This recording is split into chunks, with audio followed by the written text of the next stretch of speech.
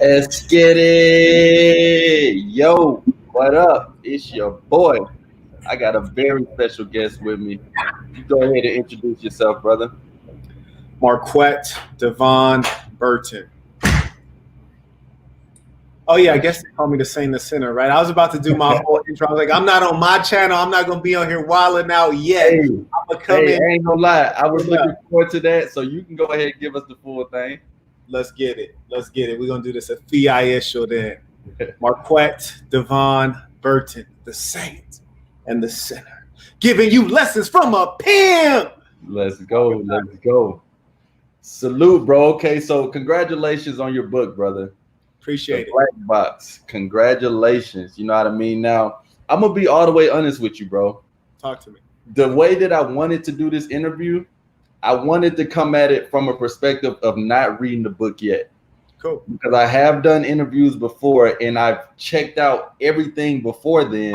And I want to kind of give the perspective and the questions from a perspective of someone who hasn't read it yet, just so you can paint the picture on what people can expect.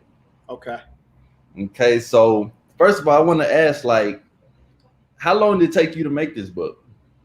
Man, that's crazy because to keep it 100 with you, bro, I've never been like the type to like write a book. To me, that's a little bit corny. Mm-hmm. And the only reason I wrote the book is because I had this professor when I was 16, and that's a long story, but I ended up in a community college when I was 16, and I had this one professor, and she like really took care of me. So over time, I kept in contact with her, and she would always tell me, she was like, Marquette, you should write a book because I teach a lot of young Black and Latino kids, and there's no book from a person who was really in the streets and then transitioned into being successful in corporate. And so you need to write down your story. So I was like, I'm not really a book writing person, and hood niggas don't read books anyways. So I was in Puerto Rico doing business, and there are 2 Category 5 hurricanes. The motherfuckers almost killed the nigga, man. I'm talking about a hurricane so strong, like this is the shit that killed the dinosaurs, man. And after I came out of that, I was like, I don't have any kids. So if they would have wiped me out, it would have been a wrap for your boy. So I was like, let me go ahead and write this book and leave something for the people just based on how I've lived, because I've been in some crazy situations. And unfortunately, a lot of the people I grew up with are dead, in jail, on dope. And I'm one of the few that made it. So I said, let me speak on it. For sure, for sure. So you're saying that you basically started this when you were 16? Yeah, man. Like I started writing down things every now and then when I was 16, because I had this little bitch, badass little bitch, man. And she used to write me these long ass letters, man. So I used to every now and then write her some shit back, but I kept them. So I kept the ones that I wrote, and then I started putting this stuff in the book. And so that was like the first kind of stories that I written that could go in the book. And then over time, I started realizing, like, man, I'm doing some crazy shit. I got to write this down.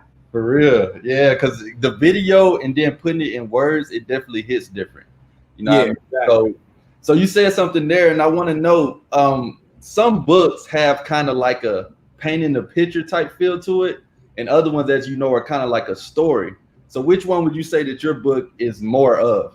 Is it like more informative, or is it more of a story? This book is like a movie, man. You'll read the book and it's going to feel like a movie. It's going to be constant excitement.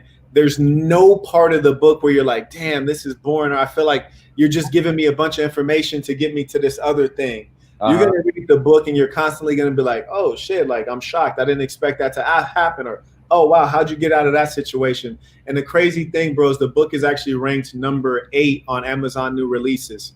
That's for the United States, right? And that's crazy because you probably know I'm selling the books mostly on my own. People are buying them direct. So the people who are buying them on Amazon, which is only 30% of the sales, got us ranked number 8 in the United States.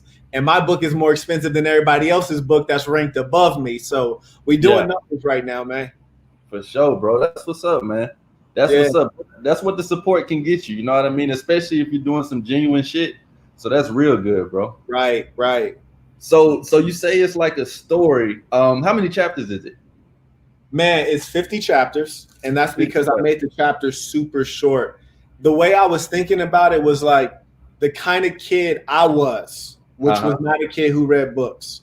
Yeah. Pretty much a grimy street nigga that was trying to make $1. That's who I was. Mm-hmm. I said, I want to write a book that nigga's going to read and get some value from. So I made it to where even if you didn't want to just read it from page 1 all the way to the end, each chapter is a story itself. So if you just want to skip halfway through and start a random chapter, you could do that and it's still going to make sense to you. So it's very short chapters, and pretty much if you look at the title of the chapter, you can tell what it's about. It's pretty straightforward. Like chapter 2 is called Swing First. And that's like the first time when I was in my hood, I was 8 years old, and a cat had stole some shit, and my OG told me like, nah, you got to ride on this nigga. Like you can't mistake nothing from you.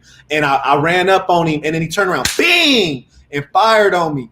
And then I realized like, you got to swing first in life in general, right? Yeah. Like, so that's what that whole chapter tells a story. And then at the end of it, it summarizes how you apply that mentality to everything, which is like, you always got to be the aggressor. Like you always got to go hard. You can't wait to see what the other person's going to do. You always got to think that you could win. And so each chapter is kind of like that. Chapter 14 is called Pusher Man. That's when I really first got in the streets, got off the porch and started trying to make a little bit of paper. You dig? For sure. So that's pretty much what it's doing, man. I'm telling people what's real. I'm not preaching to anybody. I'm saying this is what I really did, but this is how I graduated out of it. Because you can't be 30 years old still selling dope, right? I hope not. Yeah. Hopefully you got to go with it. Yeah. So if let's say it's someone that's pretty new to it, pretty new to your channel or anything like that, and I know that you do reference Bible verses here and there, and I know it's always a particular verse that someone can go straight to instead of reading the whole thing. Yeah. As far as your book goes, which chapter would you say is your favorite? Damn, that's a really good question, actually, bro. I think if I want to laugh, my favorite chapter is A Christmas Story. Okay. I'm not going to tell you what it's about, but if I want to laugh, I will go to A Christmas Story, because that one's it's fucked up, but it's hella funny. If I want something that's going to really stick to my ribs, to where like you'll read it and you'll be thinking about it the whole day, I'll probably go to, I forget, let me see what the chapter's called. Man, there's a couple of them like that, but it's called Under the Influence of Others. Under the Influence of Others. And I called it that because when you get put over by the police and you're drunk, they say you're under the influence of alcohol, which is a bad thing. Yeah. But if you're under the influence of others, meaning you following behind what a bitch is telling you, or you following behind what another nigga's telling you to do, instead of following your own heart and mind, your ass is going to get led astray. And one, it's a longer chapter, but it's crazy because niggas end up dead in the chapter. You know, like all kind of tragic shit happens in the chapter, and it's so bad, everything that happens. By the time you're done reading, you're like, wait, these are 15-year-old kids? Like, hell nah. And that one, I think a lot of people are going to read that and say like, wow, like this is crazy, but it's still going on today. So that's the one I really, really like, because it sticks to your ribs, man. For sure. Shout out to everybody that tuned up in here. I see you, Jiffy. Okay, the GOAT. My boy Vincino. What's that? Simp podcast. What the hell? Shout out to you, bro. Jeremy Warner, The Club, Playertainment. Yeah. We got some content creators in here too. That's what's up. Church. So, bro, how important would you say having a clear direction to your life is? Because I get a lot of people, and I'm still fairly young myself. I'm still in my 20s, but people will ask me, should I do this? Should I take this route? Would you say that there's a clear path that you should have to your life? The number one thing, especially if you're a young person, is to get experience. You think you want to be a lot of things, but you don't know until you try it out. My book talks about that. For example, there's a chapter, it says experience will reveal your purpose. If you're trying to figure out what the hell you should be doing, read that chapter. Skip everything, go straight to that chapter. Why? Because when I was a kid, man, I thought I wanted to be a lawyer. And then I eventually figured out I didn't want to be a lawyer. The only reason I wanted to be a lawyer is because my mom was in jail. My father was in jail. All my uncles were in jail. So all the people I love were always behind bars. And when you're a kid, you're innocent. So I thought they were not guilty, which was a motherfucking lie. They were all guilty. You heard me? Yeah. And the best lawyer in the world couldn't get them out of jail. So I didn't really want to be a lawyer. I just wanted my family home. You heard me? I wanted my mother and my father home. And so when I got experience in the real world, I realized what I really wanted to do, what my real purpose was. But you can only do that through experience, because people can tell you what a lawyer's like, but you don't really know till you try it out. You feel me? So we think we want to do a lot of things. So I always advise young people, go get experience, do the internship, volunteer if you can, get out in the world, get your ass off the internet, quit being at home beating your meat and playing video games. Yep. Salute to Prince O, man. Appreciate that, bro. Purpose. That's another content creator. Shout out to Prince O, you know what I mean? Me and him got some stuff coming up real soon. Absolutely. So you would say basically just go out the house and do shit. Because I kind of treat that too. It's like, I don't know you. You know what I mean? Like when people are like, what should I do? I'm like, bro, I don't know what you into. If you tell me what you like, you might just be saying that shit because you're talking to me, trying to sound like, yeah, bro, I used to do this, but I don't know if I should do it. I'm like, nigga, you gotta try shit. That's right. That's gonna be the number one thing. Get the fuck out the house and just try shit, bro. That's right. For me, like low key, I stumbled across my purpose. Like as you said, now I didn't go to college because that's what my channel started off as, is just trying to help guys meet women and socialize in college. Yeah. But after high school, 4 years after high school, I was stuck doing street shit, like went to juvie and all that shit, just trying to trap, do all that bullshit. But I was like, nah, working jobs and shit like that, that wasn't really for me. Right. So I went to college and I started throwing house parties, but I didn't know nothing about DJing. I was just doing that shit off my phone and a laptop. Yeah. It was lit as fuck. You know what I mean? The school already had DJs. So people was like, hey, we trying to pop up at your house party and shit because that shit was turned. But I'm like, it's a club party over here. They're like, no, we're trying to fuck with you. They call me DJ Lit. That's my DJ name as well. Okay. So I was like, fuck it, I'll be a DJ. You know what I mean? I looked into the controller, looked into the board, and next thing you know, every single college party that I had, it was me DJing. You know what I mean? I stumbled across that shit, but if I wouldn't have just tried out stuff, let me get the aux card, let me play this.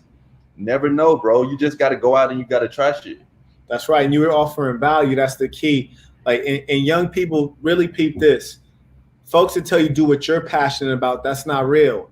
Do what other people are passionate about you doing for them. Just as my man said, they came to him and said, you the guy. We want you to DJ. For real. No, you weren't saying it, right? They came and told you, like, we appreciate what you're doing. And that's the key. You ain't gonna have no customers unless you really delivering that crack. For sure. It was crazy how that worked, man. So yeah, that's really how you do it. You kind of just stumble across it sometimes. And would you say that your purpose would change? So let's say you're all into this when you're in your 20s. Do you feel like it changes a lot, or you can just build off of it? I think there's some things that are in you, and then there's some things that do change. So for example, between us, man, like I love pimping, like, and not to be a weirdo or anything. And I know pimping's illegal, so I'm not recommending that. Oh yeah, yeah. But there's some things that are in you. Like when I look back on my life, and I remember when I got rid of my last bitch, and I said, I'm gonna do this. I'm gonna run this technology company because I got a big ass check. I got my first investment check. I looked at that motherfucker. I ain't never seen a check like that. You heard me? So the check was so big. I told this bitch, I was like, bitch, you ain't never brought me money like this. And I kicked that hoe to the curb. And I was in Chicago, and then I started doing this square shit. And I've done well in business. I've done well as a CEO. But I realized, like, this other thing, I really love that because that was in me, and I get to be around people like me, the kind of people I grew up with. So some things don't ever change. I'm going to always love that. I'm going to never do it because, as I said, that's illegal. But some things you always love. Now, in terms of does your purpose change? So, yeah, I started running a technology company, made good money, opened up an office in Puerto Rico, office in Chicago, office in St. Louis, office in Missouri, office in San Francisco, office in like so many places. So I've done well with it. But at the end of the day, money is not going to make you happy. But when I was broke, I never used to understand that. When I was broke, when niggas would say that, I'd be like, you're bullshitting. Yeah. But once you get all the money, you realize there's only so much shit you could buy. And if you come from the hood like me, you got bread, but your people still broke, so they can't even do the fly shit you want to do. Yeah. So, you know, like, they got real jobs and shit. You like, hey, let's run a mission to Dubai. They're like, oh, nigga, I got to ask for work off. So, or if they in the streets, they're like, oh, I can't go because I got a felony. They won't give me a passport. Missing plays and everything. Yeah. So I will say, yes, your purpose definitely does change. As you mature, you're going to want different things. For For sure.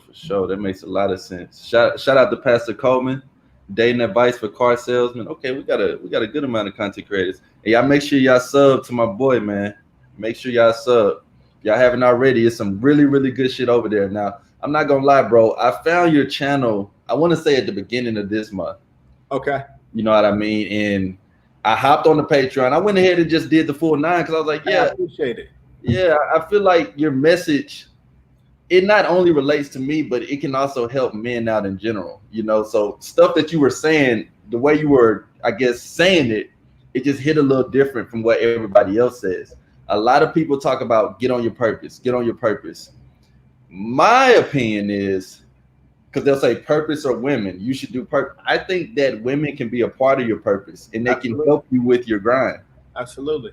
So what would you say on that? Like purpose versus women or purpose in women? Because I think shit, they help a lot. Shit, man.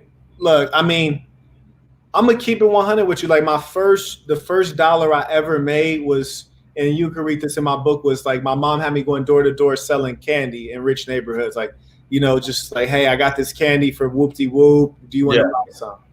My second job was selling illegal substances, and I did that for a while. And then my third job was the pimping.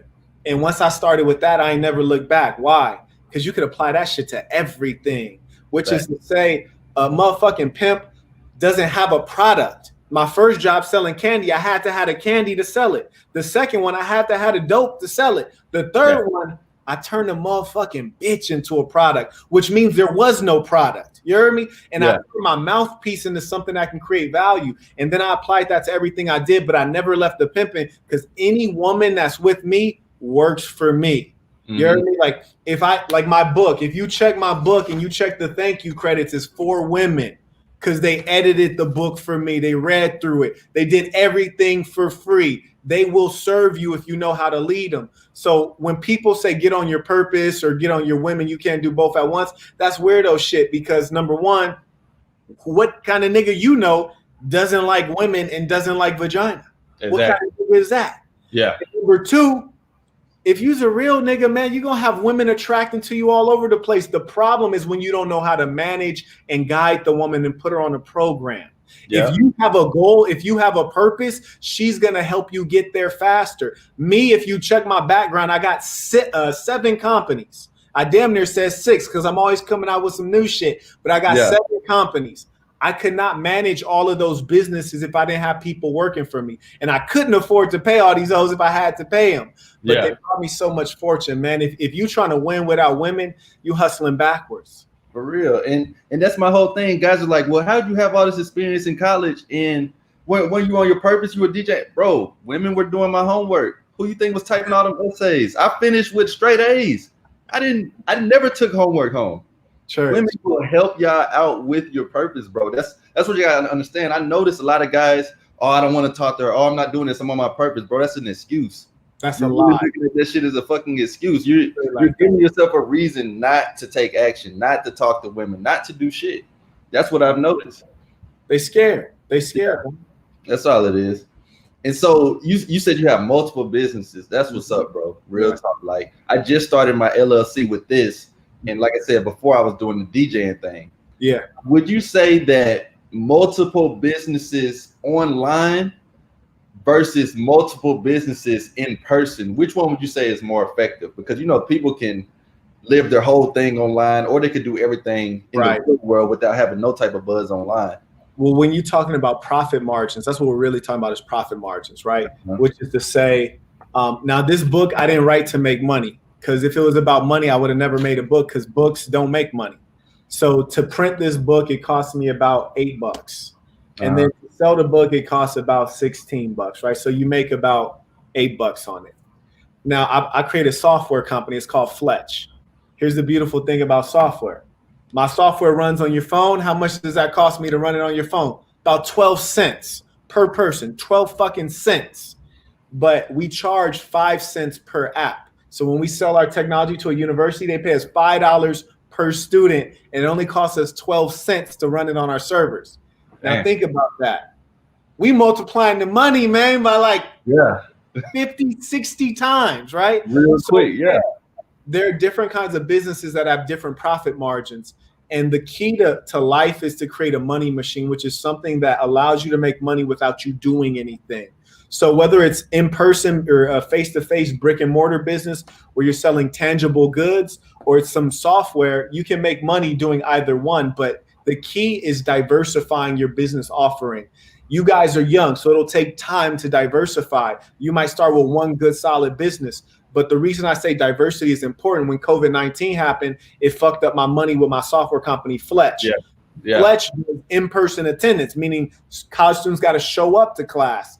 Niggas quit showing up to class, I can't make no money. But then the big homie, what else do I sell? I make men's velvet slippers. I produce men's athletic boxing shoes. I produce women's wrap skirts. I got another company called Find My Key. It helps you find your fucking keys when you lose them. I got another company called Subscription Splitter. It helps you pay a cheaper rate for a Netflix subscription. And I got some more shit, man. So like I say that to say, you can't keep a hustler down. Like, I could go to jail for 10 years and come out rich. You know what I'm saying? Because I don't have to operate my businesses. I have other people doing it for me. And some of them are automatic. And that's what you guys need to seek in life. And that doesn't require a college degree. I never needed a college degree to start a business. So I highly encourage it. And I highly encourage you to get good advice. For real, bro. You said something there, because no one can expect this COVID-19 shit. And speaking from my experience, DJs are fucked right now. You know what I mean? Yeah. Artists are fucked. They'll be the first one to tell you, we fucked up the back end, so it's over. You know what I mean? We only got the front end, but you're not showing up to the show no more. So all the gigs, the contracts, the deposits, that was one thing, but now I can't come and perform. So now you got to figure out other things. You got to hop on YouTube. You got to hop on Twitch. You got to adjust. I actually started to take this YouTube stuff a lot more serious once COVID hit. You got to have those backup plans, guys. You got to. And so I think I heard you touch on this on one of your videos. Okay. If you could expand more on what you think your definition of a CEO is. A CEO's primary job is to not have a job. A CEO's primary job is to not have a job, which is to say you're trying to do as little work as possible, which means that you're delegating tasks and passing off activities to other people who are more competent than you are, which means you have to be humble enough to say, okay, if I'm running this business and I have to make sure that my financials are good, let me pass it off to someone with an accounting degree, because I ain't that good with the numbers. Yeah. If I'm doing sales and I know that this client would rather buy this from a white woman than a black man, let me send this bitch in there to close that deal. You heard me? So the CEO's job is to organize, influence, and manage. That's your job. You don't want to be involved in details. You want to stay at the top and put the right people in the right positions. So that's what it is. But also as a CEO, you got to know everybody's job and you got to show everybody respect. When you start a business from the ground up, you got to know how to be a motherfucking janitor. Because at some point you had to do that job until you could pay somebody else to do it. So you got to be humble enough to grind like a janitor and also be a boss at the same time. Hire the right people, show them respect, and let them function. And that's the same thing that the pimping do. You send a bitch out to the blade, but you got to give her game so that she knows what to do. But she's the one that got to get it done, not you. You sitting back clipping your fingernails. And that's the job of a CEO. Clip them fingernails, man. Yeah.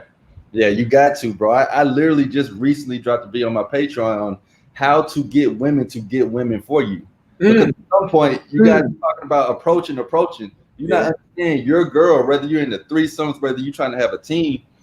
I said this in the video. Women have this thing.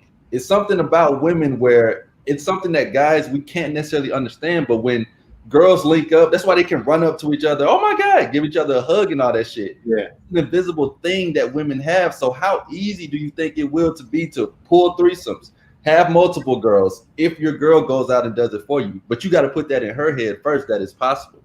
That's game, man in action. You telling the truth, bro, because at the end of the day, a female is not viewed as a threat by another female. They're trust animals, and they gonna believe each other. So if she come up and say, "MIA, you gotta fuck with him," oh, she gonna do it. It's a Fiaisha when she heard it from another bro. And it's so much easier. Like they'll hug each other. They'll do all type of shit that you as a guy, you got to try to figure out a way to get that done. You got to get her extra comfortable. But girls, they have this invisible thing that just allows them instantly to call each other sexy and cute and all that shit. So it's something there for real.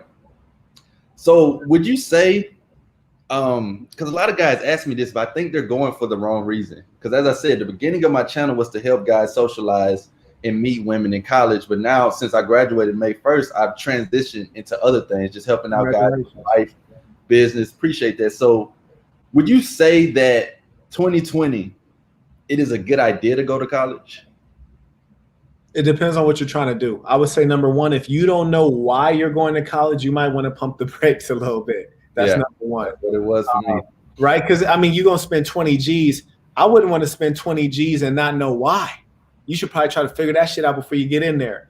But number two, college is a huge value, especially if you come from the lower income, which I did. And I say that because of this. So I went to Berkeley. I didn't realize till I got there, I never really had any white guy friends, right? Yeah. Like, I never really had any Chinese guy friends. And it turns out that knowing white folks, Jewish folks, Chinese folks is extremely important when you want to make a buck, because once I graduated, they gave me the introductions I needed to investors. They collaborated with me in building products. They introduced me into a whole new social and economic class that I was previously unaware of and outside of. So you go there to make those connections. The best thing you can get out of college are those relationships. So I highly recommend that you realize what you're doing in the classroom is cool, but what you're doing outside of the classroom is critical.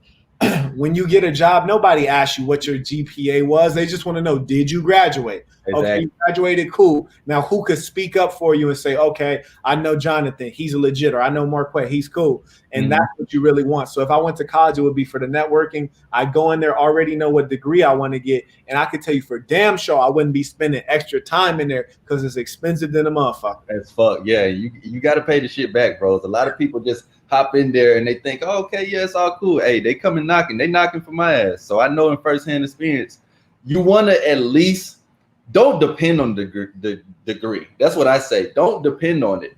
Now, keep in mind as well, guys, in 2020, you got your fucking phone. So some of you guys, I'm not a school person. Dude, you can pass college. Trust me. And the funny thing is, in the US, it's important. I don't tell people you have to go, but if you want to get experience as far as socializing, networking, I think it's a great place to meet women. If you don't know what your purpose is exactly, I say go ahead and go for it, but just think it out. Like you said, it depends on what you go for. Don't just go for something that even if you were to bounce back on your degree, you can't do shit with it. Right. Try to have some type of benefits to it, and am I gonna pass and how am I do this, bro?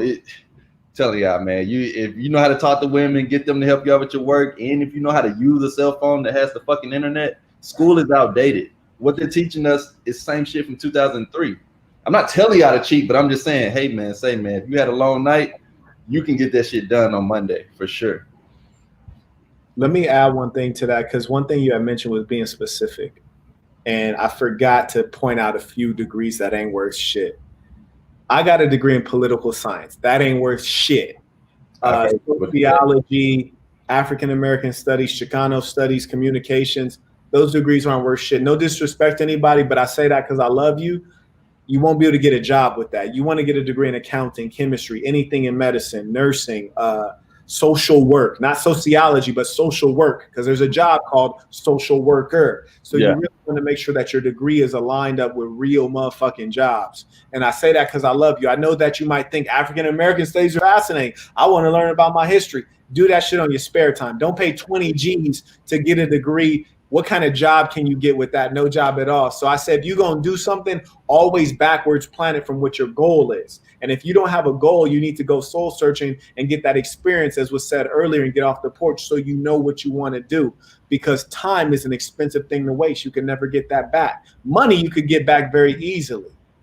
For sure. For sure. Shout out to the club for the super chat. Shout out, bro. That's one of the brothers. Me and him actually got some videos together. Shout out to bro. So because you said something very important there. Money you can get back. What are your thoughts on money? Like, what would you say is your definition, or how do you look at money? Because of course, when you have it, it hits different from when you don't have it. But what is your true definition of it?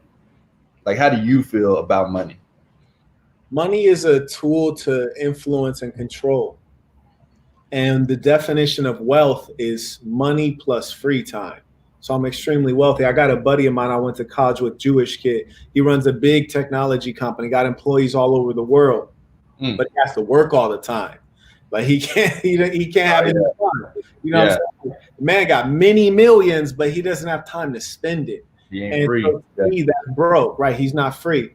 Money is a very important thing to master. And that's one thing I've always focused on because I grew up very poor, but I always wanted to shine. And that's one thing you'll see in my book is like the struggle of growing up poor, feeling like you deserve more shit than you got. And so I always focused acutely on money. And I figured this shit out to a point where now what people consider money to me is not even money. That's why a lot of YouTubers go live every day, or they're on there like Kevin Sanders are like, hey, I'm gonna get off the YouTube if y'all don't send through some super chats. Yeah. As me, it's like, look, send me a super chat to show me respect as an OG, to show me respect that you paying tuition for this motherfucking college course I'm giving right now. I don't care if it's $1,000 or it's 50 cents. Because as a man, you always got to pay your toll if you're going to walk down that road. But to me, whatever you could send don't mean shit because this is pocket change to me. Like, this is pocket change. Like, I be seeing niggas on their rap videos pulling out money, and I'm like, nigga, that's not even fucking money. Yeah. This is pocket change. Nigga, I got about 4,000 right here. Thumbing. It's like, this is what I just carry around just for whatever I want to do that day. You feel me? Yeah. And so it's like money's really nothing at this level, but that's because I still keep working. And one thing I learned when I went to college and I was around these rich ass white boys, I realized, yeah, sure, white privilege is a thing, but they also work hard as shit. Yeah. These rich motherfuckers are still working hard like they broke. And when I looked at niggas who ain't got no money, I was like, how y'all niggas playing video games all day and you broke? Exactly. So that's the key to me is like, keep getting money, keep hustling for it, and it'll become nothing to you. And that's a beautiful thing because then you could give back. And it's so crazy. Like what you say, it hits so different when you're in a different situation. Because, you know, niggas, we love Gucci. We love red bottoms, all that bullshit. Right. You come to some people who got it, it's just like, oh, okay, he got some Gucci on. You know what I mean? But niggas, hey, is that the Gucci belt, bro? It hit different. Exactly. You guys got to realize money is a tool. You know what I mean? Like it's a resource to help you make more money. But really, it's not going to bring you happiness. It's just something that you need to move in this world. It's something that you need to do shit. Exactly. It's not going to be the all-in be-all for you guys. Because, I mean, that happened to me at times where it's like, man, once I reached a certain amount, like either you hustling or whatever, because especially when you hustling, you always got to re-up. You know what I mean? So you got shit, but it's like, damn, man, I gotta blow half of this back on the pack. Yeah, so, exactly. You know, you for any of you guys who doing that, I say do it with a goal in mind. Do it with a certain amount you're trying to get. Flip that shit. Don't stay in that cycle because then you end up going to juvie and doing all this other shit that I had to go through, and you know it's not a good thing. You know what I mean? No. So you gotta fuck with niggas, and you don't know what they gonna say. So that's real good, man. So what you're saying is key, bro. And I really feel like your channel is going crazy right now, but it's going to be out of here in a minute. You're like, I don't know if you see that, but I definitely see it. Also, my boy, the club, I was telling him the same thing. I just got a good feeling about this virus or whatever, and people just really putting out that real. Right. But here's the thing. Can you speak on the importance of doing what works for you? Because my biggest video was when I talked about AMS, Steph is cold, fit is fit. I said, they're telling y'all what works for them. Take it with a grain of salt. Hit the field, talk to women, figure out what the fuck works for you because you're not them. You never will be them. So what works for you? What is the importance? Speak on that for a minute, bro, because a lot of people think they can just do exactly what you do, and it don't work like that.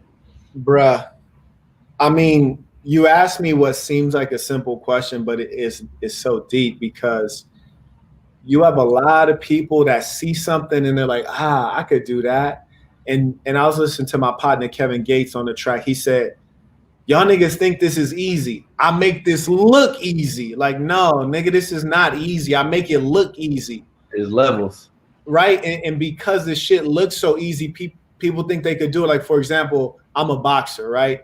And my mom often will watch boxing with me, and sometimes we're watching boxing. And when it get down to like the later rounds, especially with the heavyweights, my mom would be like, "Why don't they stop hugging each other? Why are they so tired? Why don't they throw some more punches?" And I'm looking at her like, "Mom, I love you to death, baby, but you ain't even in good shape. These motherfuckers are in top physical shape, and you're talking like you could get your ass in the ring and knock these niggas out. Like this shit is crazy." Yeah. So number one, we often look at something and we see people who are professionals. They're skilled. They've practiced it. And because they make it look easy, we think it is easy. So few things in life are easy. So that's number one. Look at the real fucking world. Number two is don't project yourself into other people. I'm sure people tell you all the time, like, "Oh, MIA, I watched your channel. I'm thinking about starting a channel." It's like, well, nah, youngin, don't do a channel because I'm doing a channel. If you just now thinking about it based on seeing me, that's not in your heart. Exactly. Do what's in your heart. Discover who you are. Like me, my channel started from the pimping. And I realized I made a whole bunch of videos on other shit. Nobody gave a fuck. I happened to just speak on the pimping, and then it blew up. Why? Because that's what I really know. That's my real fucking life. And the thing is, that's a rare experience that very few people have had. And I think that's why it caught fire. So I can't talk about being a DJ. I can't talk about X, Y, and Z because that wasn't my experience. Would I love to be a DJ and get the party popping? Hell yeah. But I can't do that, right? Like, so it's like you got to stay in your lane because people are going to go for what's authentic. So just like you said, the channel is growing right now because I'm going for what's authentic to me. I don't talk like these other cats out there always talking about, oh, alpha male this, beta male that. I'm like, hood niggas don't talk about no motherfucking alpha male. Y'all are alpha males to me because I sock all y'all the fuck out. Like the things I see in the YouTube comments, I'm like, you say that shit to me in person, I beat your ass to this day. I'm still that nigga to this day. So it's like I don't want to hear alpha male. Like I want to hear you a gangster, you a street nigga, or you a square. Period. That's the only three categories. So it's like I talk in my lane on what I'm familiar with and what I believe in. And I think that's the key is to not try to talk like other people, not try to think like them and be like them because it won't work. So you're right, that authenticity is key. Like even if you look at Kanye, whom I'm not a big fan of Kanye because he be saying crazy shit though, but he's the only motherfucker that says the crazy shit he says. And that's why it plays because they know he's not faking. He's really a fucking nut. Yeah, so, that's Ye. Yeah, that's Ye. That's how he is. That's Ye. Big facts. And that shit kills me, bro. I'll do a consultation or anything like that, and guys will be like, well, "What do I say here? And what do I say there?" I'm like, bro, figure out what works for you. I can't give you. I've heard some motherfuckers say this to the girl, and then she's gonna say that. Hold on, how the fuck you know what she's gonna say? How you gonna tell this boy what the other woman is gonna say? I don't see how that works. I say figure out what works for you. You know, I always recommend other people's channels. Shout out my boy Playertainment. I will say one thing I always say, man, don't overconsume this shit though, bro.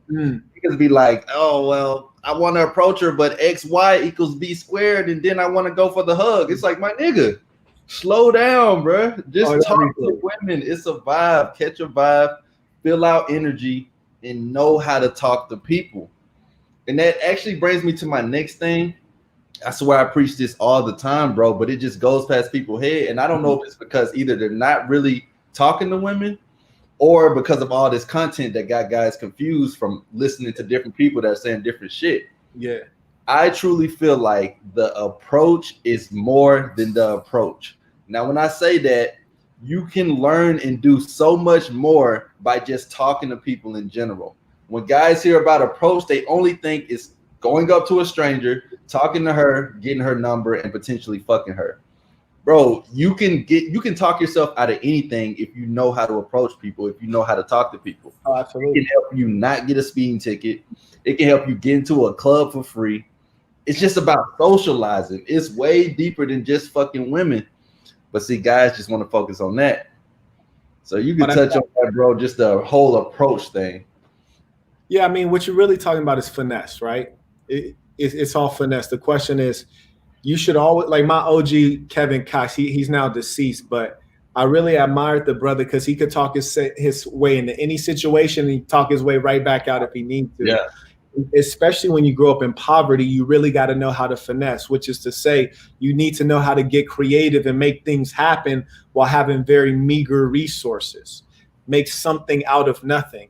And the great thing about being a real player, when I say I'm player, I'm not just talking about with women. I'm saying everything I do got to have some sauce on it. You dig? Like, I'm not going to do anything plain Jane because that's just not me. And the true fact is, if you really got the finesse and you got the sauce, you might just be operating in life and a bitch might peep you and say, ugh, I like the way he get down. Ugh, I likes that. And that's the key. Like, you don't even have to talk to a bitch sometimes. So she see how you function and she's going to like that. And I think that people get over consumed on saying the right thing. When you said it's a vibe, that's 100% correct. The question is, what's your spirit? Sometimes it's not what you said, it's how you said it. You heard me? And sometimes it's not even about saying a damn thing. It's like, did you listen to the bitch? Like, come on, man, shut the fuck up. Let the bitch get a word in. For real. And it's so funny because when you listen to them, you can figure out everything you need to know, whether it's what you want to do with her, what she's into, what she's not into. And when you guys listen to anybody, bro, catch the energy of it. Like, I'm not huge on the vibe and energy, spiritual type shit, but it's reality. You know what I mean? Shit is about energy. Everything is about energy.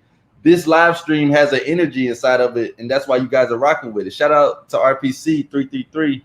My boy says shout out to MIA and Sane the Center. Another great content creator. Yeah, we got the bros up in here, man.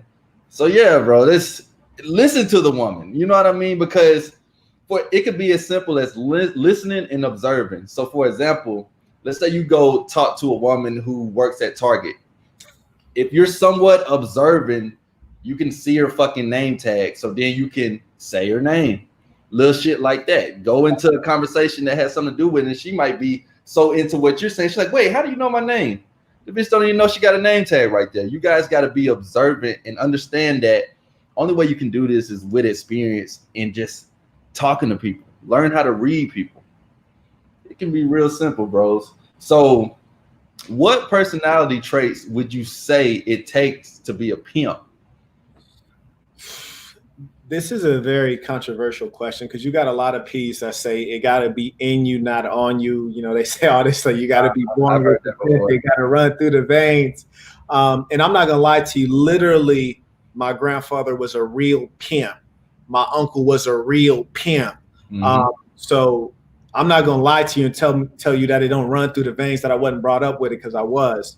But I say the number one thing about the pimping is that you have to have your emotions under control. Most men are like animals. They're being controlled by a female because they succumb to the vagina.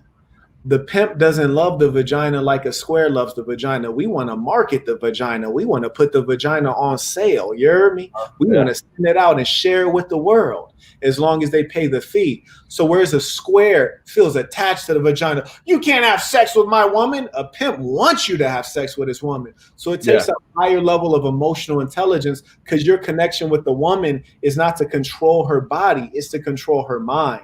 And so to be able to control another person's mind, guess what? You got to control your own fucking mind, number one. So I say that's the first thing. And most people don't have control over their emotions. That's why I see a lot of cats hop into YouTube comments. They be mad as shit. Hey, Mark, what? You roasted Kevin Samuels. Fuck you. You roasted Coach Corey Wayne. Fuck you. And I'm over there like, hell yeah, I roasted him. Roast ass, yeah. You know what I'm saying?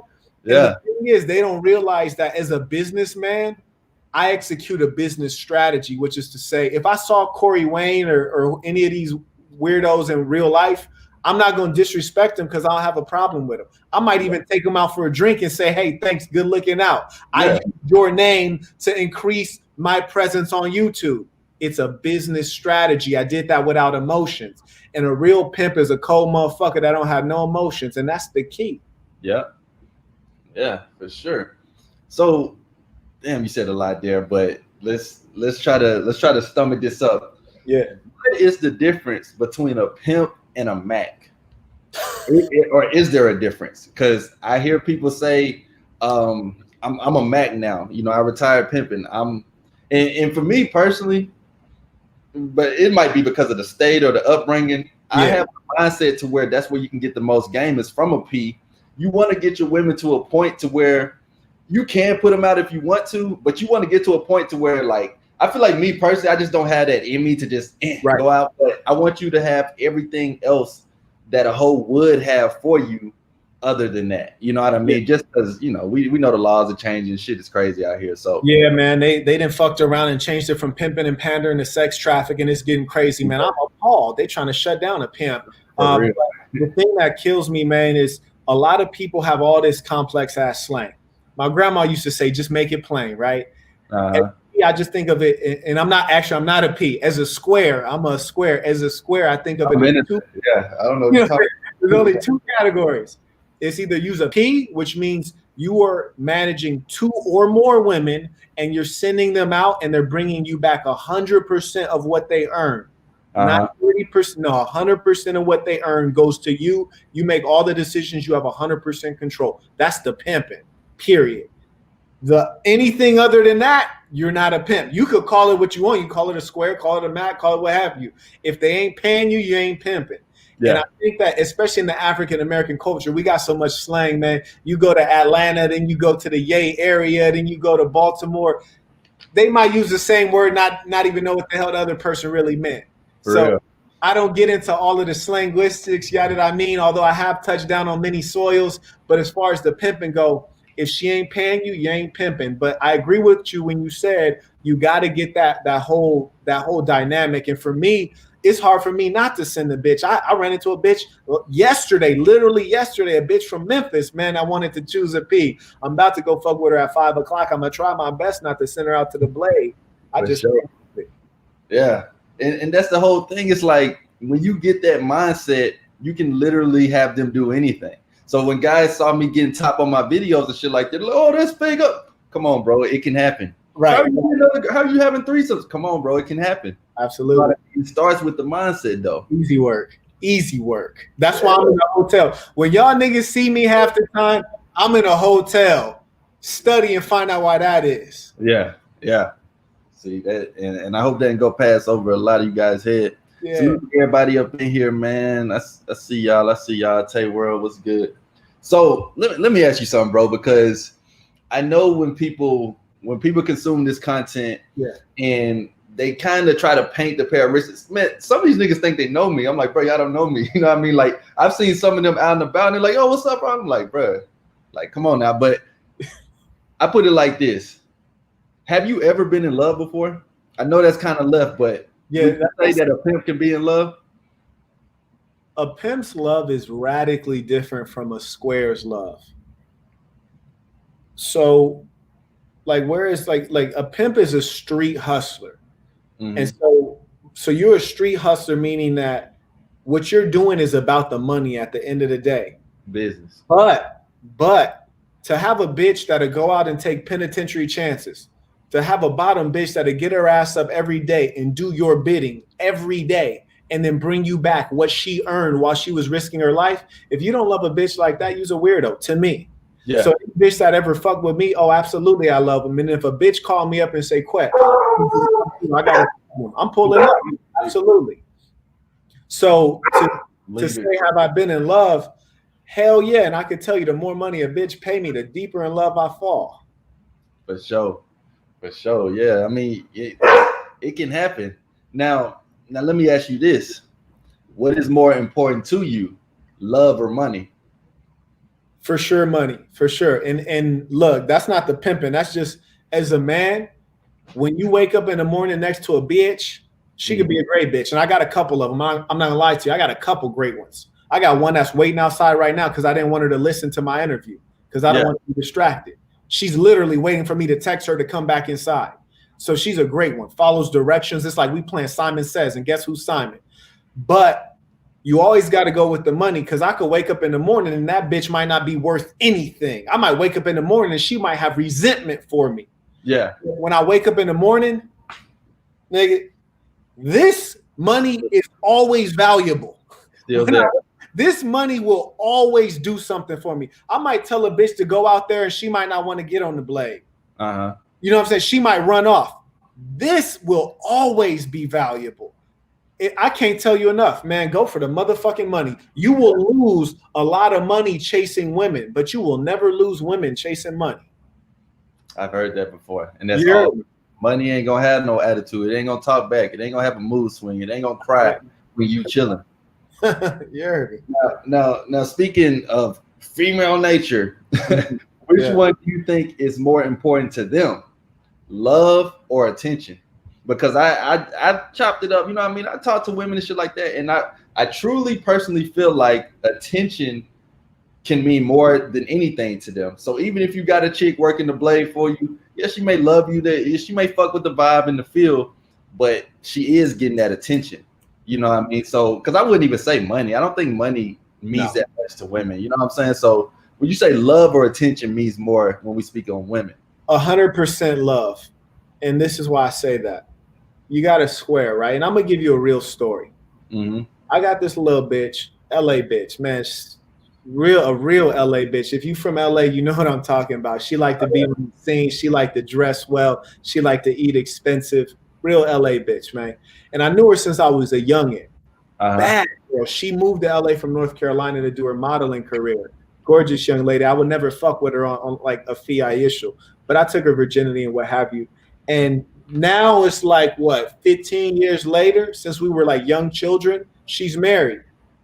I could still call her up and beat it down right now if I wanted to. You see what I'm saying? Yeah. Love. Now, he's a square, and I say he's a square because he doesn't know her true nature. He's a square because he hasn't Dr. Phil'd the bitch, so he doesn't really know her true nature, which means that he's giving her attention on a regular basis, but his attention will never compare to the love that she has for me. So the love is powerful. The love will get her ass up out of bed and come over here. There was a time I was down bad after I got hit with them hurricanes in Puerto Rico. I lost a lot of bread, and I was down bad. And I told her, I was like, hey, bitch, send me some money. She says, okay, cool. I got to send it from my husband's account. I said, hey, do what you do, baby. What you say, she'll do anything for me. And that's the love, man. Love don't go nowhere. Love is something you build and it stays strong. Attention, anybody can give and get attention. You want to go for that love. Love is a drug to a woman. No, that make a lot of sense there too. And I mean, of course the attention, but the attention is kind of like, it's just like a quick thing. It's like, okay, whatever, thanks. That's why, like, if you go up and you straight up give a woman a compliment, okay, well, okay, you know, she knows that she looks like this or her hair is like that or whatever. So yeah, that makes a lot of sense when it comes to the love, because I feel like women can only love a few amount of people in their life. You know what I mean? They can't love everybody, but they can take attention from everybody. Just like they can give their pussy to everybody, but they mind to only a few. Yeah, they do. For sure. So what would you say is the craziest thing that you've seen while being in the game? Like, 'cause I know it got to be some wild shit or some wild stories. What would you say? You talking about if I was ever a P and if there? Yeah. Like from the stories and shit like that. Oh man. So I know it can get wild out there. I talked to Mia H when I was in Vegas like 3-4 days ago. And she was telling me some shit. I was like, damn. The funniest thing was she was telling me the shit that the tricks like for her to do. You know what I mean? I was like, what? Niggas be into? Definitely a real P if he's playing his position. He's in the background, so that's ideal. I say the craziest things I could tell you would be stories that a hoe told me from what she did or what she experienced. There's a real PU in the background most of the time. I say the craziest thing that I've ever experienced as a P, I mean, if there was a the game, I would say it's probably just mostly dealing with tricks like that don't want to pay. So I've had to run in a few hotel rooms to collect, and I think that's kind of like the dirty part of the job, and that's why a female needs a P. But I would say other than that, it doesn't really get too crazy. If you pimping right and your girl is gamed up, she should really be doing most of the work, and you're just waiting back to collect the bread. Or when she comes and says, hey, he don't want to pay, then you get to work. And so I say maybe the ugliest thing was just having to run in a few hotel rooms. But I can tell you, man, when you pull up, it's really no issue. As soon as they're like, oh, okay, I see what it is. Yeah, for sure. So how necessary do you think that it is to check a woman, and how would you check a woman if she gets out of line?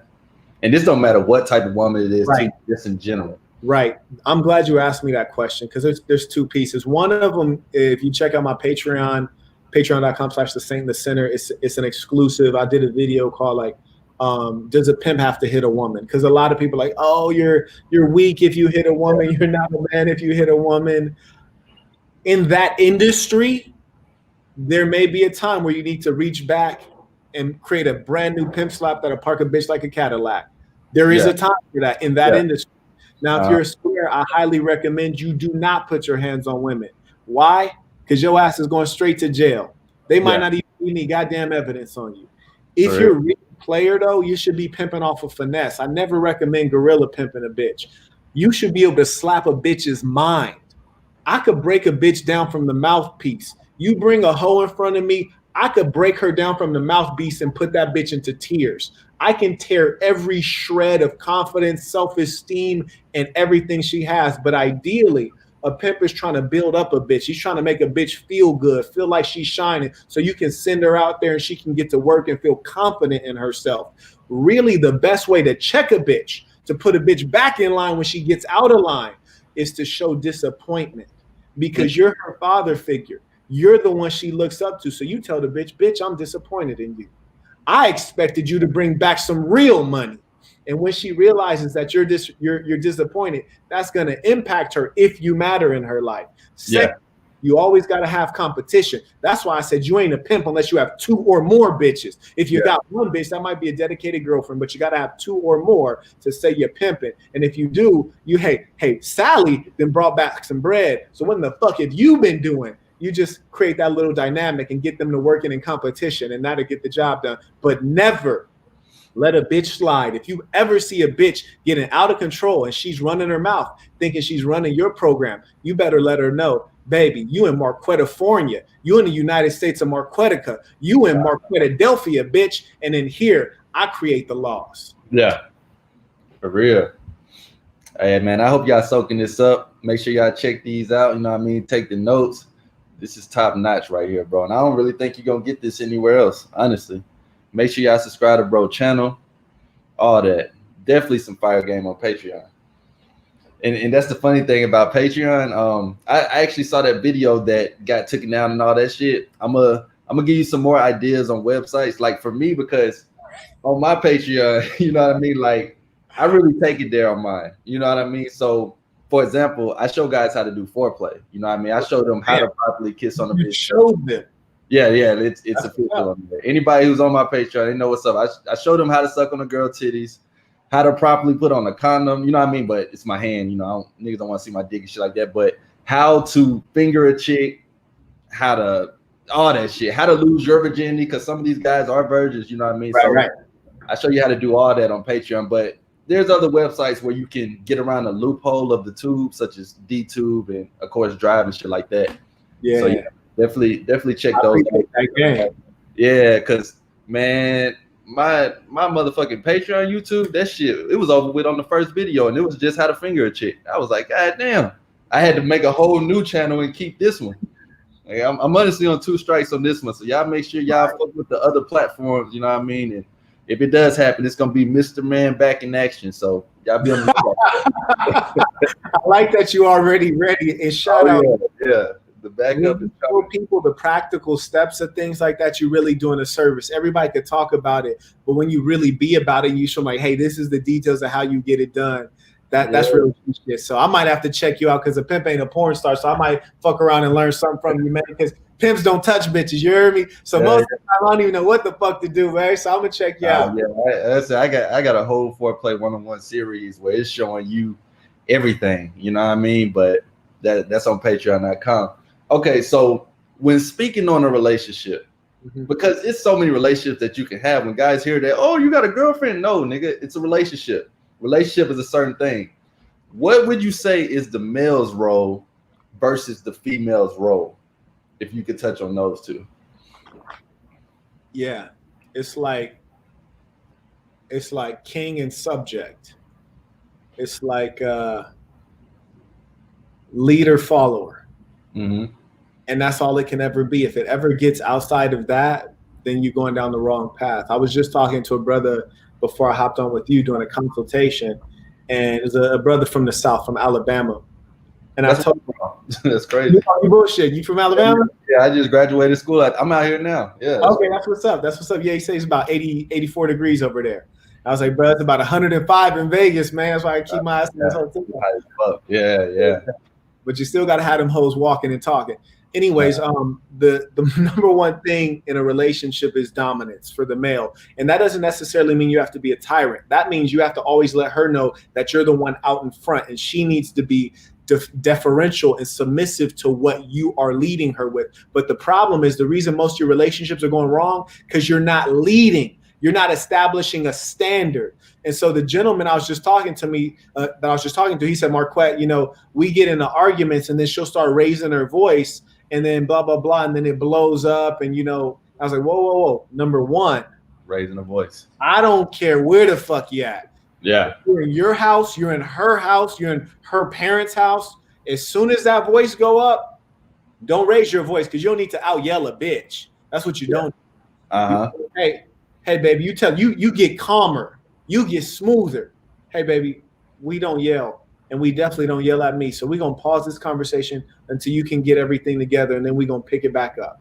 But we don't yell. And you let that be the standard. Don't you ever engage her while she's yelling at you, because that's disrespect. And for you to even communicate with her when she's in that state of mind shows a lack of respect for yourself. You should tolerate that. And when you create those standards of conduct and behavior, she's going to abide by it. But where there's an absence and she doesn't know what to do, she's going to revert back to what she was brought up with. And if her daddy ain't teach her shit, she's going to behave like that. So you really got to create those standards in your relationship, and you're going to get so much value out of that woman, man.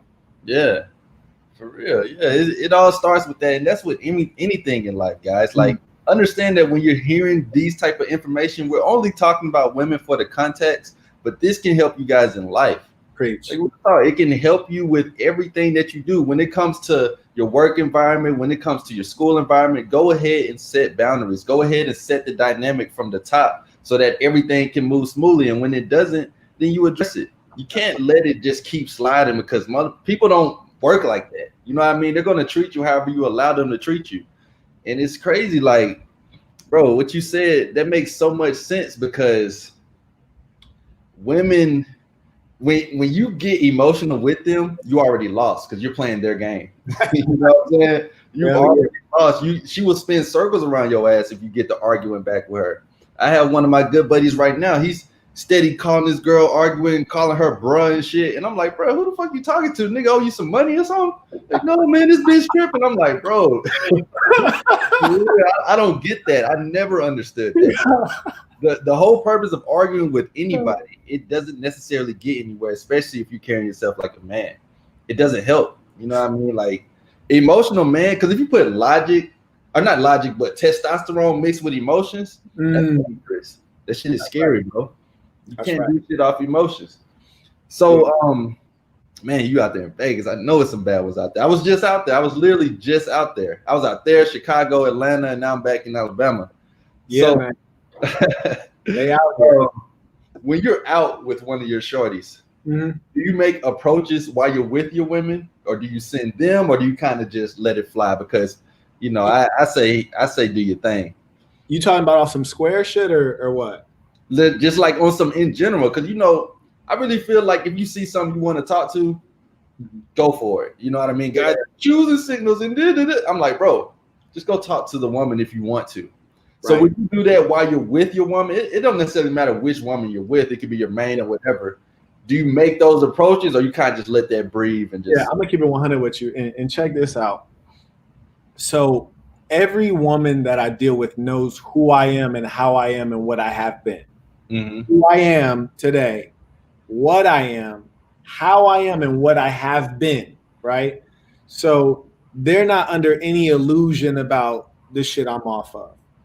So one thing I do out of respect, if I'm with my female, I'm not going to say I don't look at other bitches, because I love looking at women. I love it. I love hoes. You know? Everywhere, yeah.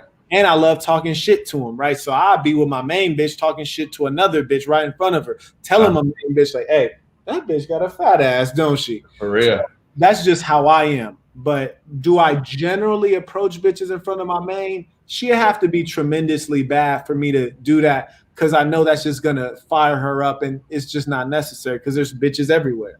What I have done, like, for example, I was in Panama, which I recommend you go to Panama if you ain't fucked with it. And there's so many bad hoes in Panama. It's crazy.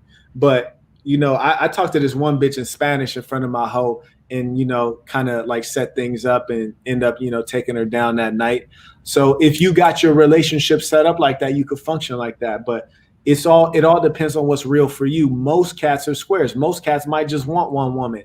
I can't live like that. So generally speaking, I will not go game up a bitch right in front of my girl, but I might tell her, hey, I'm gonna be right back. And she knows where I'm gonna go and she knows what I'm gonna do, but I don't do it right in front of her face because I'm not trying to disrespect her. A lot of people on the internet who want to talk about like they got all this game. Even a Pia tell you don't just disrespect a hoe. Like, and my main ain't a hoe. She not a working girl because I'm not in that world no more. But even real prostitutes, I don't just disrespect bitches. Now, will I call them a bitch? Yeah, because that's their job description. But I'm not calling them a bitch to disrespect them. I don't just say foul shit. And similarly, I show them respect. Why? Because I want respect. And as a man, you always got to conduct yourself in an appropriate way. And pimps generally think of themselves as gentlemen of leisure. And you always want to maintain that until your point that you said earlier with your man arguing with the bitch. Even when a woman is in an argument situation, you always want to keep it smooth and keep it player. And even if it's not with a woman, in any situation, being calm, polite is always going to favor you. So you'll always hear me say, may I have this? Oh, thank you for that. I always want to be respectful. It just makes life easier and better. Okay. That makes a lot of sense. And you know, guys ask me that, and that's why I was curious to get your perspective on that. They're like, do you talk to women? Do you approach women while your girl is right there? And I put it like this: if I feel like it, I can. But that's not like a mentality type thing where I'm like, oh, I'm going to show her that I can get other bitches. If I feel like it, I can. Or as we said in the beginning, teach your girl to talk to other girls so that when you see one, you're like, hey, she bad. Go talk to her real quick. Yeah. And it's quick. You know what I mean? It doesn't always work though, guys. Keep that in mind. I don't think anyone can give you 100% proof on how to get every woman. It's just a matter of what works for you. If you don't set up the dynamic from the beginning with this woman that this is the type of lifestyle and this is how you're gonna be moving, you're gonna look goofy as hell. You're totally right. Just like you said, you'll send a bitch to go get a bitch, which is the best method. I got a little female, Brianna, and man, she love bitches just as much as I love bitches. So if I'm with her, hey, go get that one. And she like, I'm gonna get that one and that one. I'm like, go ahead, baby. Oh yeah. It depends on the bitch, right? Like, you know, it depends on the bitch. Some bitches are all about it. So you're 100% right, but you will never win more than when you got a bitch that can go get a bitch. That's a lovely thing. It's simple. And yeah. It's a cheat code for real. It is. It is. Just put the game into your girl's head and have her go out and do it, and you be chilling. Big chilling. Let them go at it. You know what I mean? Like I literally have videos on 3 rules to the threesome, how to get a threesome in college. These women are with it. They just need a guy to bring it out of them. And if you're a guy that's not into that, that's one thing. But I mean, come on. I mean, most niggas at least want a threesome. They always ask me about that shit like it's impossible. Believe that. Like, bro, come on. It can happen. College is the best time. Say again. I said college is the best time for it. Oh yeah. You got multiple out there. So, what would you say is your favorite race of women to deal with? Ooh, man. So I know you've dealt with a lot, and you know once you've had so many, it get a little tricky. Hey, you asking the right one, bruh. And that's why I'm so disrespectful when I be on my channel, because I look at these cats saying that they're dating coach this and pickup artist that, and I'm like, yeah, man, you might be a dating coach, but you ain't been fucking like I've been fucking. Like you ain't been in Dubai, you know, fucking with 2 French girls trying to find the definition of menage a trois. You ain't been fucking Swedish girls in South Korea. Like you ain't been in Zanzibar fucking 3. Like you ain't been fucking like this. Yeah. Man, I had hoes and flavors from everywhere, bro. And I'm gonna tell you this: I like them for different reasons. So check this out. In South Korea, I love them hoes because them hoes are like bow down to you, man. You fuck a South Korean girl, man. She go wet that rag up. She wait till the water get hot, come wash your dick off, and then bring you a bottle of water. You hear me? Like them women are so submissive. It's not funny. You walk into a room, a South Korean woman to stand the fuck up and damn near like she want to salute you, man. And when they talk to you, their voice changes. If you listen to a Korean woman talk to another woman, she'll be like, oh, 안녕히 가세요. And then as soon as a man pull up, she'll be like, 안녕히 가세요. Like they just get so feminine. So that's one vibe that I love, man. Like if you just want to feel like a motherfucking boss, get you a South Korean girl. If you want a woman that's gonna fuck you good, let you do whatever you want, and she know how to really work the dick, get you a Latina, man. I love Mexican women because they so loyal, man. I learned that in high school. A essay, a catch a case, Mexican girl go down there and visit him. A essay, a beat his bitch. She ain't telling nobody. She keeping it solid. You hear me? Oh, They're man. so loyal and they can follow directions. Shout out to my Mexican women, bro. They Catholic. They so loyal and family oriented. They cook up a good meal. Love me some carne asada. I also love me a ghetto black bitch, particularly from Baltimore. You heard me? Shout out to the shorties in Baltimore with them big ass eyelashes and them terrible ass tracks that y'all got out there. But I love the ghetto bitch from Baltimore. I ain't never seen a bitch with tattooed tears till I got to Baltimore. And them shorties out there so motherfucking wild. You let one fall in love with you, she'll catch a body for you, man. So I love them because they fine. They got fat asses, man. They so ghetto and they don't even know it, man. Like with all of it, this shit a ghetto bitch from Baltimore is saying, man. But she's such a loyal woman, and that's why I love them. What else, man? I love these flavors, bro. White girls are I mostly try to avoid them. I love that they can function though. Like what I love about a white girl is you could get a bitch a project and tell her to go get it done. She come back and everything is finished. That's a money maker. She know how to hustle for you on the corporate level. So man, I love them in all flavors. Oh, and let me shout out my Muslims real quick. Love my Muslim women because they so modest, man. Like, and they know how to follow directions. I love a Muslim chick who cover herself up and say, I just want you to see. I don't want nobody else to see. It's just for you. You the big homie. And to me, that's a beautiful thing to see a modest woman, especially when you've been fucking with the pimping. You know what I'm saying? This is a whole new script flip. So I like that, man. Those are my flavors right there. Okay. Yeah, for sure. And that's the crazy thing, bro. Like, I don't know where this YouTube shit and went to. I don't know what y'all niggas on, but I love bitches. I love women, all type of them. I understand. Do your thing, get your purpose, MGTOW. But I'm like, we just saying fuck women now. When did this shit start? I don't know when it started. That was the funny thing about me making my channel was that I was always having hoes. I was always fucking with chicks, and I had a homie put me on the red pill and all that shit. I was like, what the fuck is this? He was like, bro, it's a whole side of YouTube you don't know about. Right. Giving game and showing how to fuck hoes, and I was like, what? And then I started, you know, as you get a little deeper, you start hearing niggas talking about how they hate bitches. Right. What is this shit? Like, where that happened? So, yeah, man. And me personally, I like the body of a black chick. So it doesn't always have to be a black chick, but I found myself every time I'm fucking with another race, she got a fat ass, she got some nice titties. She kind of remind me of a black girl, like Indian, you know what I mean? Like white chicks, I be looking at them like, damn, she kind of thick, you know what I mean? So. But yeah, respect, bro. All the flavors. That's what's up. That's what's up, man. So, do you have any more books coming out? You got any more in the making? That's a good question, man. As I told you at the beginning, I didn't want to write a book because I'm like, kind of shit is that? That's not. This has never been something I wanted to do. Yeah. So when I wrote this first one, it's not even a full autobiography. It's just up to like age 25, and I wrote this one for young men because. Now that I'm like 30, the people I really fuck with, like I came up with on the soil, like the homie Nick Noel he was with the other homie that's going to supposedly pick up some weed. He got shot in the head. Damn.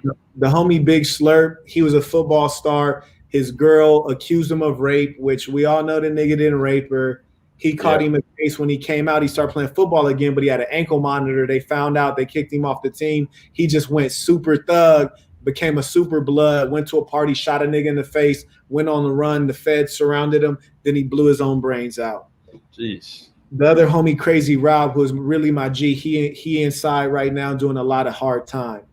So the niggas that I really fuck with, like the niggas that I miss, that's like my real folk, half of them blew out their own brain. Somebody else blew their brain out, or they doing serious time.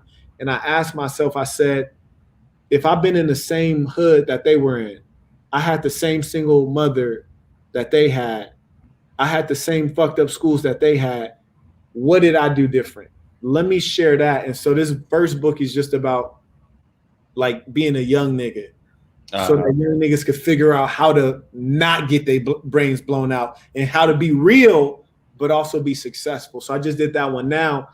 I stopped it at 25. I've done a lot of shit since then. I said if it sells well, I might write a second one. So I'm not sure. But as you know, people want lessons from a pimp. And I was like, damn, I don't know if I want to come out with lessons from a pimp because this one's selling well. And if that one sells well, it's going to fuck up my corporate money. You know, because people are going to be able to see my name on a book. Yeah. So we'll see. I mean, I think it'll all work out, bro. You know what I mean? It's just a matter of how you want to play it. You know what I mean? Because with the finesse, with the P, with all that shit, you're going to figure something out. You know what I mean? It's all about just being quick on your feet, knowing like, okay, boom, this, then bam. You know what I mean? Like you'll figure this shit out. Exactly. I definitely got faith in you, bro. For sure. Yeah, man. That's what's up, though. I mean, so what would you say? And I guess this is pretty much to somewhat conclude it. Shout out to everybody who stayed tuned. Appreciate y'all for liking the video. Make sure y'all check out the book, the channel, the Patreon. A lot of good game everywhere on here, man, especially on this side of YouTube. Absolutely. So what would you say is your proudest thing that you can say about life? So it don't even have to be an accomplishment. Just what would you say you're most proud of for yourself in life? That's a good question. And to be honest with you, I think when you talk about something that big, what you realize with maturity is not what you say, it's what other people say about you. Right? Not the haters, but the people who really know what you've actually done. Yeah. Not what they say about you. So certainly you'd have to check with other folks on that. But what I'm building right now is the thing that's most important to me. I'll tell you, number one, coming from the ghetto and coming from poverty, which is what you'll read in my book. Like, oh, this nigga's really from the mud. Mom on dope. Daddy in prison doing 10 for selling cocaine. Like real poverty. Getting out of that and being in a situation where I could walk around with 3,000 in my pocket just for pocket change. And if that's pocket change, imagine what I got in my bank in Panama.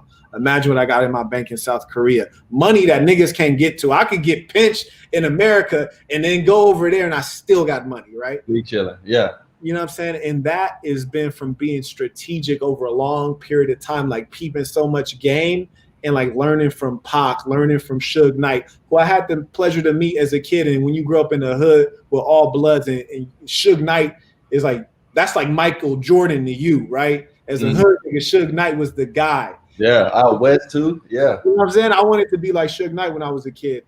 So far, like I say, getting money has been the thing that made me proud. But what I'm doing right now, I'm building up this thing called the SAS and the Saint Center Nation. And the reason I'm building that up is because whether you're talking about Christianity or Islam or whatever the case is, these religions have not affected young men.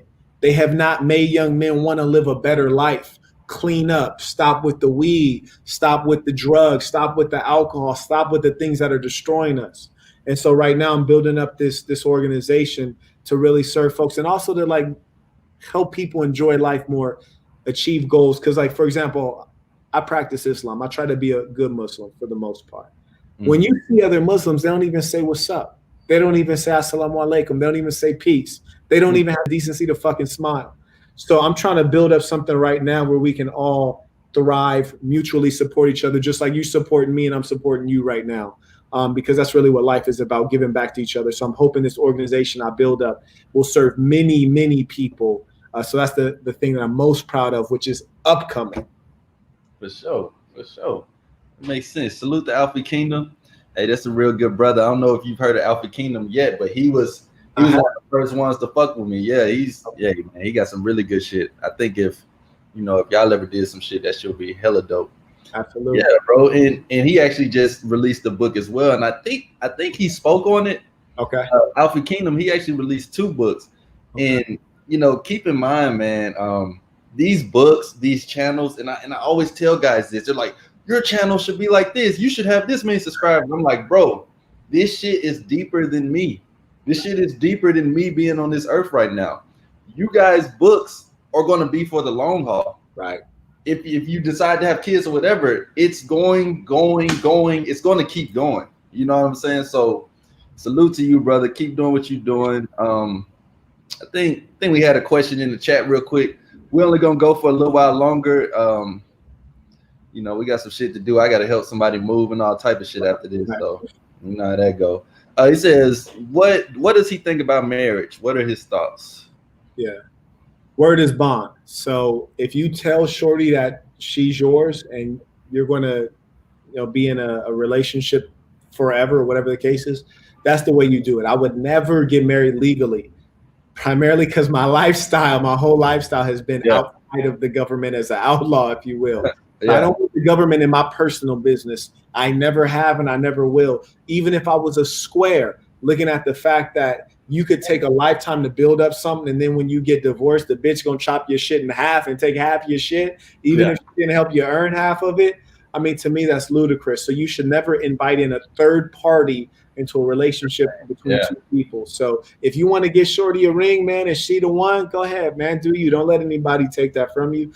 But I damn sure wouldn't sign no legal documents and make a bitch your wife on paper, because that would be foolish. And that would disempower you and it would empower her. So never do that, my brother. You got to know better than that.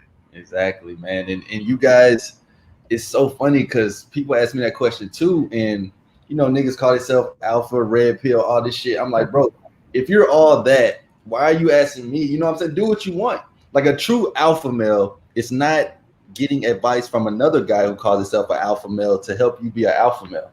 Now, I'm not saying that to say you shouldn't take advice, but I get a lot more satisfaction when guys are like, hey, bro, you know, I started approaching, I started talking to people. That shit helped. That shit helped my life. You know what I mean? Thank you, bro. Appreciate your content. Thank you. Like, that's more fulfilling to me. It's actual results for you guys. Yeah. Because it's like, I always say this, if you do nothing, nothing's going to happen. The whole point of Mr. Man in Action is for you guys to go out and take action, figure out what works for you. Y'all niggas ain't me. You know what I'm saying? Y'all niggas like you ain't nobody else. This is your own book. This is your own story. This is your own anime, your own movie, but you got to create it. You know what I mean? You got to get to it. So yeah, bro. This is your own story. My second to last chapter is called Hero of Your Own Story. And you're 100% right. Get it done for yourself. Yeah. Nobody can give you the full guide to life. The biggest learning experience for me is life. Mm-hmm. You know, and that's how I've learned everything. Now, of course, you know, it's simple shit like don't jump off a cliff, don't touch the hot stove. You got other motherfuckers that did that shit and it didn't work. But when it comes to like, should you get married and should you do this and should you do that, bro, figure out what works for you. Figure out how you want to do that. So did you have any more final, you know what I mean? Did you have any more final touches that you wanted to give before we get up out of here? I do want to say something that I think maybe over time young men will kind of realize this, especially black men. But I'm on this show and because I want to honor you as a young man being ambitious, trying to grow. And so anything I can do to help you in your pursuit, I'm happy to do. And I do that because you're a young man, because you're a black man, because of all of that stuff, but because of the kind of young black man you are. And so when I roasted Kevin Samuels, a lot of people were like, oh, it's a brother tearing down a brother. I was like, no, we're not all the same. Like, I don't fuck with niggas who wear purses and are all that other shit. Yeah. That's not the kind of nigga I am. I'd rather fuck with a Chinese motherfucker that is a straight up man. Yeah. And that's why I'm creating the Assassin, because it's people who are like-minded and share the same values. So I honor you because we share the same values. We're both moving forward. We're both leaders. And I want to encourage all your followers to know that just because someone might look like you doesn't mean that they are like you. Really look into a man's values and what he stands on and what he stands for. And if you can give something to somebody, always invest in other people because they're going to invest in you. And so my closing words is I'm honored that you reached out to me. I really respect how you reached out to me, said, hey, I want to do this. You also had a sense of urgency. Every successful person has a sense of urgency. They want to get things done.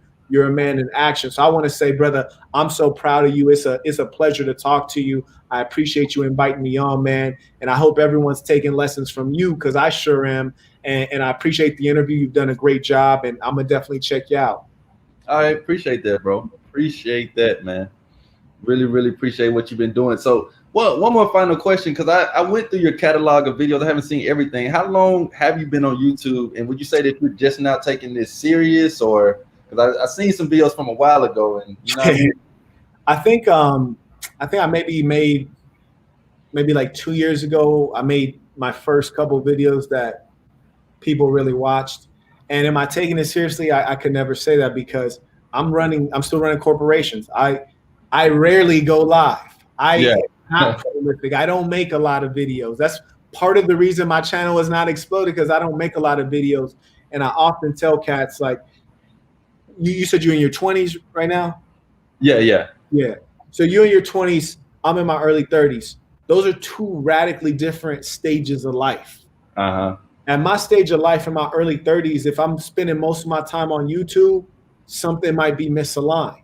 So for me, I got to spend most of my time running corporations, because I grew up in a different era than you. Like shit, when I was in high school, YouTube didn't exist. You know what I'm saying? You know what I'm saying? Yeah.